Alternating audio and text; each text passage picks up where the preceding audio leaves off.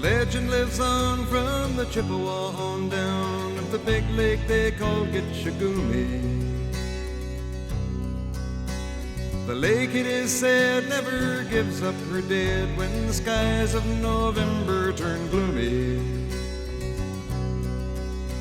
With a load of iron ore, 26,000 tons more than the Edmund Fitzgerald weighed empty.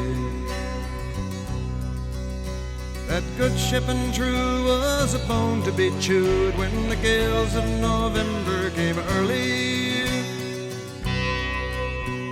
The ship was the pride of the American side, coming back from some mill in Wisconsin. As the big freighters go, it was bigger than most, with a crew and good captain well seasoned, concluding some terms with a couple of steel firms when they left fully loaded for Cleveland. Then later that night when the ship's bell rang, could it be the north wind they'd been feeling?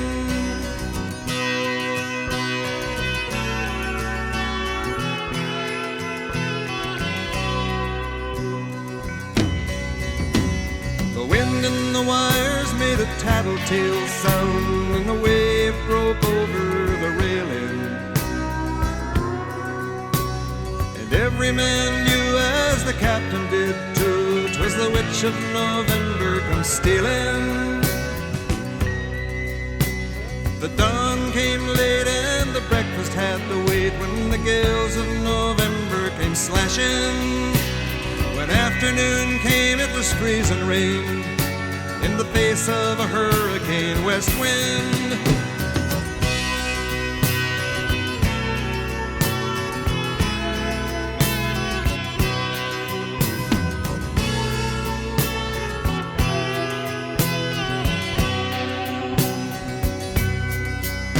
When supper time came, the old cook came on deck saying, "Fellas, it's too rough to feed you." At 7 p.m. a main hatchway caved in. He said, "Fellas, it's been good to know ya."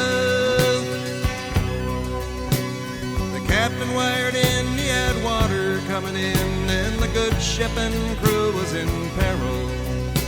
And later that night when his lights went out of sight, came the wreck of the Edmund Fitzgerald.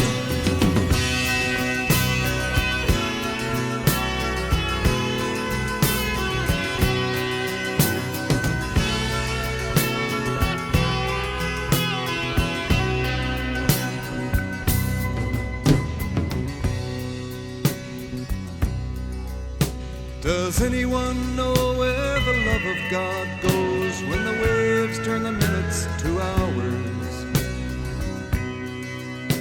The searchers all say they'd have made Whitefish Bay if they'd put 15 more miles behind her. They might have split up or they might have capsized. They may have broke deep and took water.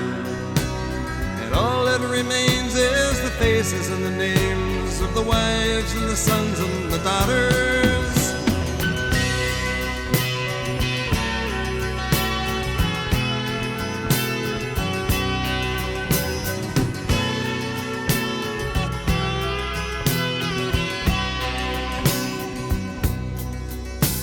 Lake Huron rolls Superior sings in the rooms of her ice water mansion. Old Michigan steams like a young man's dreams. The islands and bays are for sportsmen. And farther below, Lake Ontario takes in what Lake Erie can send her. The iron boats go, as the mariners all know, with the gales of November remembered.